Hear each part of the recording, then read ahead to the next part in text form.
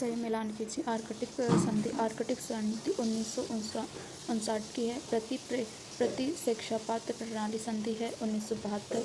बाह्य आंतरिक संधि है 1967 और सीमित परीक्षण परीक्षण प्रतिबंध संधि 1963। ये क्या है? अंटार्कटिक संधि है 1959 की है। यह संधि है 1961 में लागू हुई थी। यह अंटार्कटिका में एक वैज्ञानिक संरक्षण के रूप में अलग करती है। वैज्ञानिक जांच की स्वतंत्रता स्थापित करती है और महाद्वीप और सैन्य गतिविधि पर प्रतिबंध लगाती है। अंटार्कटिका संधि 1959 की आती है, जिसमें हमें देखा है कि अंटार्कटिका संधि पर 1959 में हस्ताक्षर किए गए थे और यह 1961 में लागू हुई थी। ओके, यह अंटार्कटिका को एक वैज्ञानिक संरक्षण के रूप में अलग करती है। वैज्ञानिक जांच की स्वतंत्रता स्थापित करती है और महाद्वीप और सैन्य गतिविधि पर प्रतिबंध लगाती है।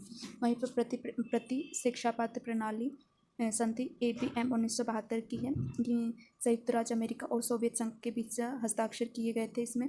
इसने उन मिसाइल प्रणालियों के उपयोग को सीमित कर दिया जो बैलिस्टिक मिसाइल द्वारा विपरीत परमाणु हथियारों के खिलाफ बचाव कर सकती हैं।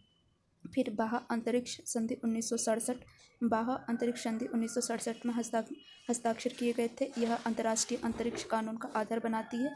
अंतरिक्ष में परमाणु हथियारों की नियुक्ति को प्रतिबंधित करती है और चंद्रमा और अन्य खगोलीय पिंडों के उपयोग को शांतिपूर्ण उद्देश्य तक सीमित करती है। बाह्य अंतरिक्ष संधि 1967 की है, जहाँ पे हमें देखने को मिलेगा कि अंतरिक्ष में परमाणु हथियारों की नियुक्ति को प्रतिबंधित करती है और चंद्रमा और अन्य खगोलीय पिंडों के उपयोग को शांतिपूर्ण उद्देश्य तक सीमित करती है। वहीं पे हमें सीमित परीक्षण प्रतिबंध संधि 1963 दिखाई देंगी।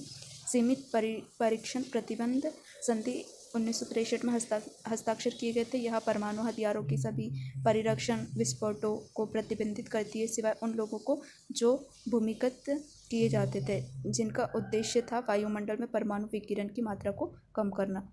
सीमित परीक्षण प्रतिबंध संधि थी। ओके, 1963 की थी। वहीं पे